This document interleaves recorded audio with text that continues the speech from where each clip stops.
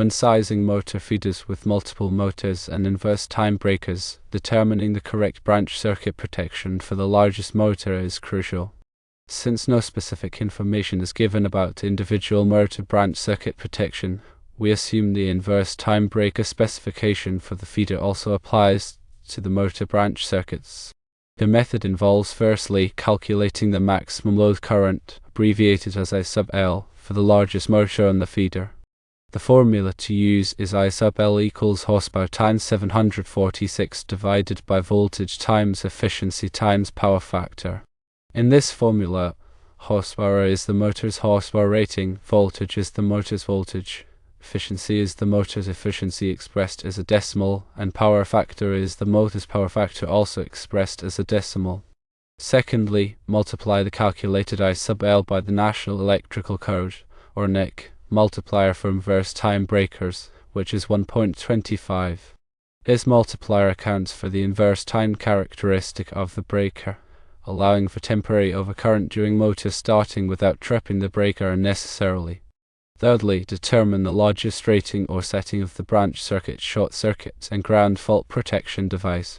Choose a breaker rating that is greater than or equal to the value calculated in step 2. This ensures adequate protection against short circuits and ground faults while accommodating the motor's starting current. Let's go through an example. Imagine the largest motor on the feeder has the following parameters: a horsepower of 20, a voltage of 480 volts, an efficiency of 90% or 0.9, and a power factor of 0.85. Firstly, calculate I sub L. I sub L equals 20 times 746 divided by 480 times 0.9 times 0.85, which equals 36.92 amps. Secondly, multiply I sub L by 1.25. 36.92 amps times 1.25 equals 46.15 amps. Thirdly, the branch circuit, short circuit, and ground fault protection device should have a rating of 50 amps or higher, selecting the next standard breaker size. The actual branch circuit breaker rating may vary depending on several factors. Firstly, the type of breaker used, whether it's a standard or high magnetic breaker. Secondly, the coordination requirements of the electrical system. Thirdly, any specific requirements outlined in the code or project specification. It is important to consult the specific code requirements, such as the NEC Article 430, which covers motors, motor circuits, and controllers, and consult with a qualified electrician for proper design and installation of motor feeder and branch circuit protection. Article 430 provides detailed guidelines on motor circuit sizing, overload protection, short circuit and ground fault protection, and control circuit requirements. Understanding these requirements is essential for ensuring safe and reliable operation of motor system. When applying the 1.25 multiplier for inverse time breakers, it's important to consider the motor's specific characteristics and the breaker's time current curve. Some motors may have higher inrush currents than others, requiring a larger breaker size to prevent nuisance tripping during startup. Similarly, the breaker's time current curve should be coordinated with the motor's thermal overload protection to ensure that the motor is adequately protected against both short circuits and overloads. In addition to the 1.25 multiplier, the NEC allows for higher multipliers in certain situations, such as when using instantaneous trip circuit breakers or when the motor has a particularly high inrush current. However, these higher multipliers should be used with caution, as they can reduce the level of short circuit protection provided to the motor. When selecting a branch circuit breaker for a motor, it's also important to consider the available fault current at the breaker location. The breaker must have a sufficient interrupting rating to safely interrupt the maximum available fault current. If the available fault current exceeds the breaker's interrupting rating, a larger breaker or a current limiting device may be required. Proper coordination between the motor's thermal overload protection and the branch circuit breaker is essential for ensuring that the motor is adequately protected against both overloads and short circuits. The thermal overload protection should be sized to protect the motor against sustained overloads, while the branch circuit breaker should be sized to protect the motor against short circuits and ground faults. The two devices should be coordinated such that the thermal overload protection trips before the branch circuit breaker during an overload condition, preventing unnecessary downtime and damage to the motor. In some cases, it may be necessary to use a dual-element fuse instead of an inverse time breaker for motor branch circuit protection. Dual-element fuses provide both overload and short-circuit protection in a single device. They have a time delay characteristic that allows them to withstand the motor's starting current without tripping, while also providing fast-acting protection against short circuits and ground faults. Dual-element fuses are often used in applications where high interrupting ratings are required or where coordination with other protective devices is critical. When sizing motor feeders with multiple motors, it's important to consider the diversity factor of the motors. The diversity factor is the ratio of the maximum demand of the motors to the sum of their individual full load currents. In many cases, not all of the motors on a feeder will be operating at their full load current simultaneously. By applying a diversity factor, the feeder size can be reduced, resulting in lower installation costs and improved system efficiency. The NEC provides guidelines for determining the appropriate diversity factor for motor feeders based on the type of motors, their operating characteristics, and the expected load profile. When sizing motor feeders, it's also important to consider the voltage drop in the feeder conductors. Excessive voltage drop can cause reduced motor performance, overheating, and premature failure. The NEC provides guidelines for limiting voltage drop in motor feeders to ensure that motors operate within their rated voltage range.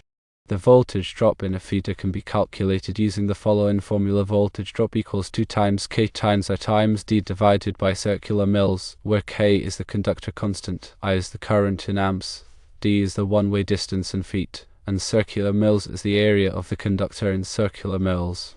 By keeping the voltage drop within acceptable limits, motor performance and reliability can be maintained. In addition to the NEC, other codes and standards may apply to motor feeder and branch circuit protection, depending on the specific application and location. These codes and standards may include requirements for motor starters, overload relays, disconnect switches, and other protective devices. It's important to consult with a qualified electrician or engineer to ensure that all applicable codes and standards are met. Proper motor feeder and branch circuit protection is essential for ensuring the safety and reliability of electrical systems. By following the guidelines outlined in the NEC and other applicable codes and standards, and by consulting with qualified professionals, motor systems can be designed and installed to operate safely and efficiently. Remember to always prioritize safety when working with electrical systems and to follow all applicable codes and regulations. Understanding the principles of motor feeder and branch circuit protection is crucial for anyone involved in the design, installation, or maintenance of electrical systems. By mastering these concepts, you can ensure that motor systems operate safely, reliably, and efficiently.